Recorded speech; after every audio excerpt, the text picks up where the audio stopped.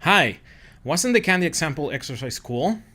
So today we're gonna talk about types of sampling strategies.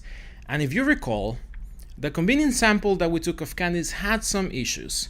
We couldn't get the right proportion of candy types by just reaching for the candies at the top of the bag. So how can we do better? We can make use of probability sampling. So probability sampling is sampling units, items, or individuals with known probabilities and using a random mechanism.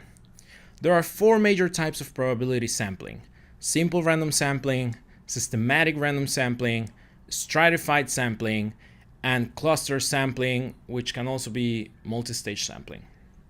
We will talk about that later. But let's start by describing what random sampling is.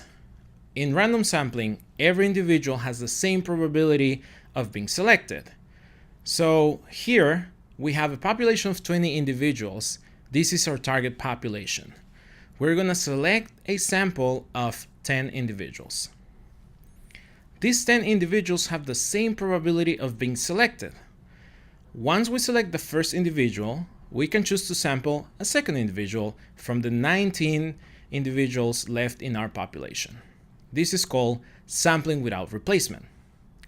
Alternatively, we can choose the first individual, record the characteristics that we're interested in, then return that individual to the population of 20 individuals, and sample again a second individual. This is called sampling with replacement. It is possible to select the same individual more than one time with this type of sampling. Sounds simple, right? Well, it is because it's simple.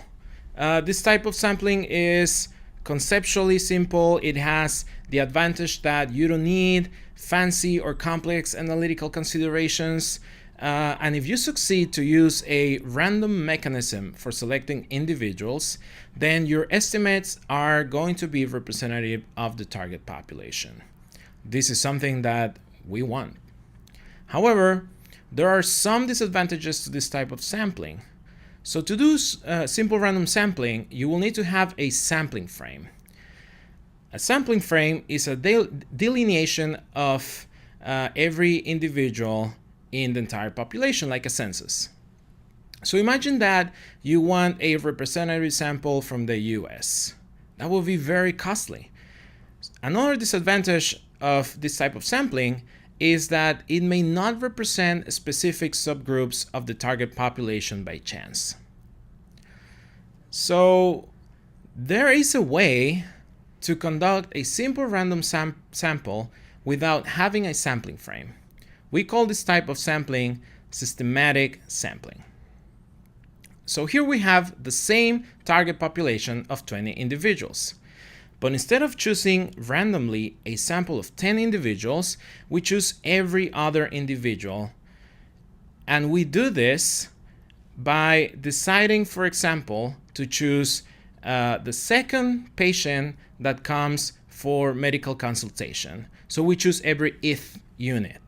However, one needs to be careful that the reason the patients come to the clinic is truly random and not determined by a non-random process. For example, disease severity. So because you don't need a sampling frame and can employ some systematic selection process, this type of sampling might be simpler than simple random sampling in some circumstances. If the process chosen to select patients is truly random, then we get the same advantages of simple random sampling. The analysis of our sample will not require special statistical procedures, and our estimates are generalizable to the target population. However, as you might already be thinking, sometimes it might be impossible to know if the process of selection was truly random, and our estimate might not be representative of the target population. Another strategy to sample from a target population and get accurate representation of subgroups in the target population is to identify what is our target population. Then we divide this target population into well-defined mutually exclusive groups. We call these subgroups strata. So for each group or stratum, we take simple random samples. We call this type of sampling stratified random sampling. This will get us, in expectation, representation for each group or stratum. So first, you divide the target population into subgroups, and this has the advantage of giving us full coverage of all subgroups of interest. Now, our estimates are generalizable not only to the entire population, but to these subgroups of interest. Since we take random samples of individuals within stratum, these individuals tend to have less variability than individuals from a random sample of the target population. Thus, we increase the precision of our estimates. As you may have already figured out, one problem is that we will need to be able to divide the entire population into mutually exclusive subgroups. And in some cases, this might not be feasible.